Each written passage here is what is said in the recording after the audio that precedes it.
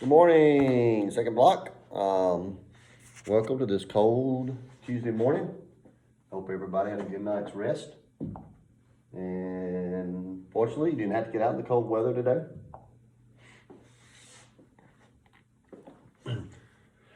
Trump campaign to sue Wisconsin over abuse of absentee ballots allegedly affecting 220,000 ballots. This continues to go on. And so, of course, we're now into December. And so, of course, the Biden campaign is continuing with the transition. So unless something drastic happens, President-elect Biden will be inaugurated January. Protests descend on LA's health balls home after new restrictions enforced. Still having new restrictions on COVID-19 in some of these big cities. And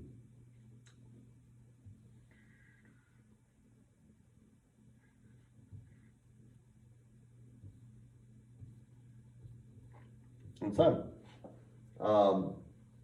you look at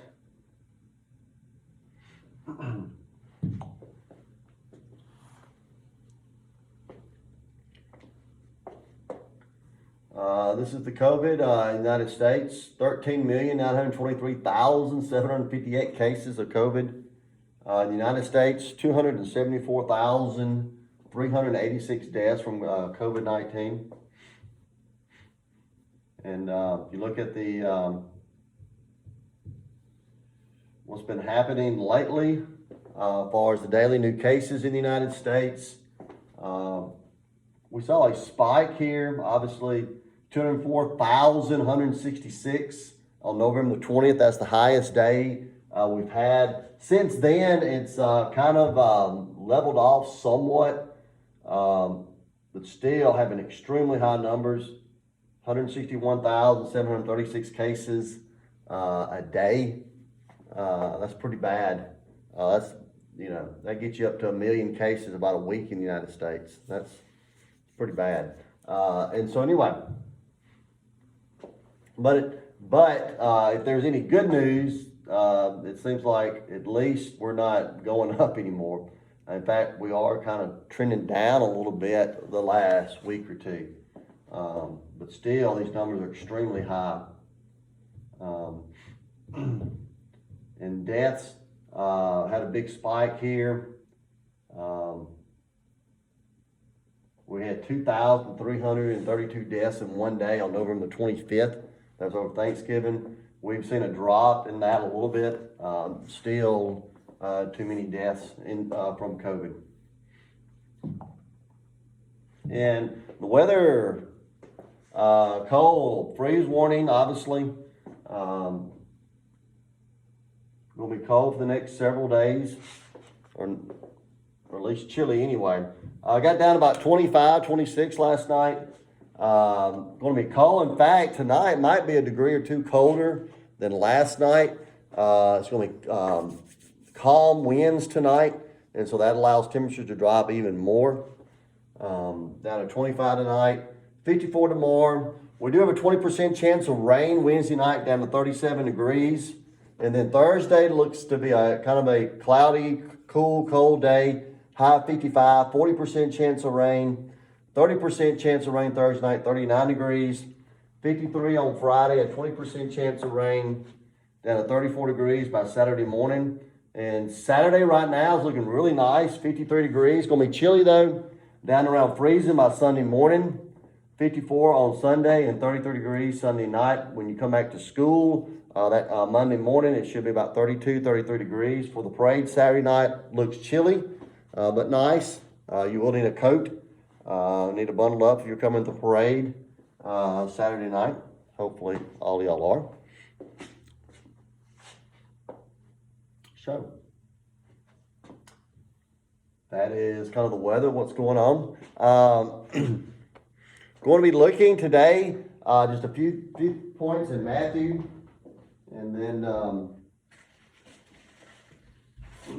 this video will be a little bit shorter than the video that we had the other day, because you go over 10 minutes, it really takes a long time for it to download. And so we're going to look at Matthew, continue to look at Matthew. Today we're going to look at Jesus and the Beatitudes. Jesus is going to give his Sermon on the Mount. He had a big crowd that was following him. He is going to give this sermon on the Mount, and he's going to basically give out the Beatitudes. And you know all of you know some of these.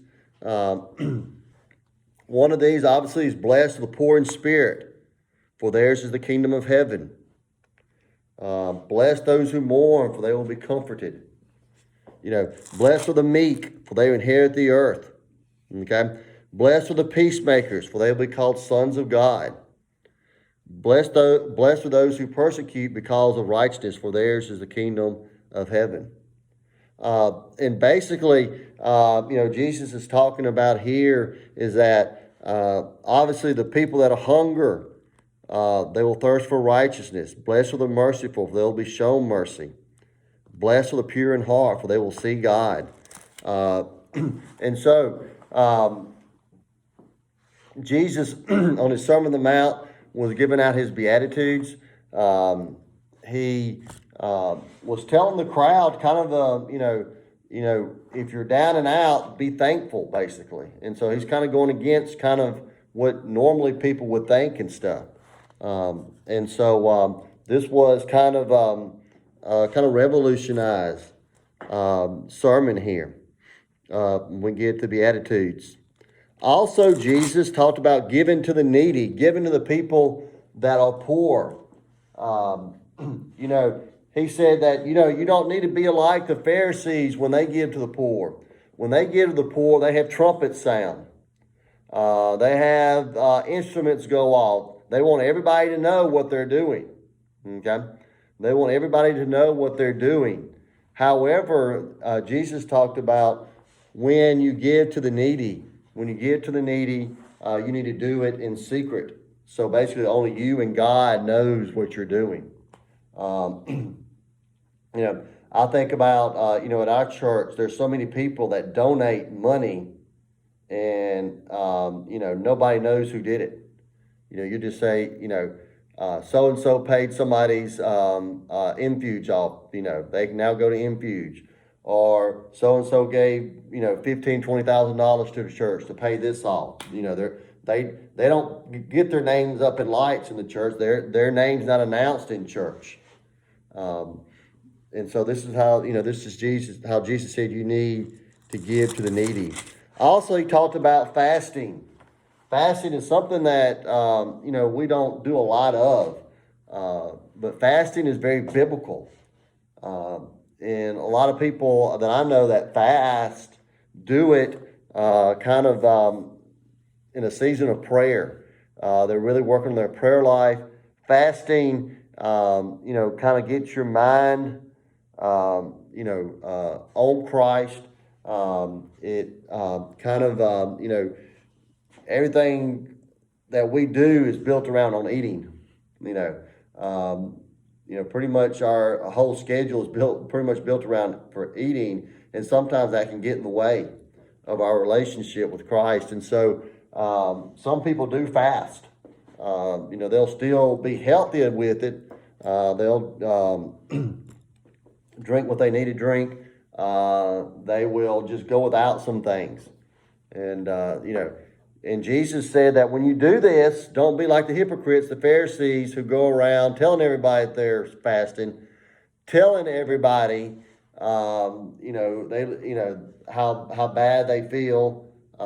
They make themselves look worse, basically make themselves look worse than they really are. They pretty much look down and out. And so Jesus told the people, hey, when you fast, you are to look healthy. You're to act like your belly is full. You're to act like everything is okay. And so I've tried fasting a couple times. It never got very far. I know when I was a Catholic, I would always try to fast on Good Friday. And by the time we got to my grandmother's house, now, we're Catholic, so, Catholics don't eat meat on Friday during Lent. And so she'd always have fish frying. And so that pretty much did it for me as far as fasting goes. That's about as far as I got with fasting. But fasting is very biblical, and it can be very spiritual also. All righty. We'll continue with this tomorrow, and you'll have video each morning. And continue to work on your stuff. Be sure to turn it in when you get in here Monday, and hope to see y'all Monday. Bye-bye.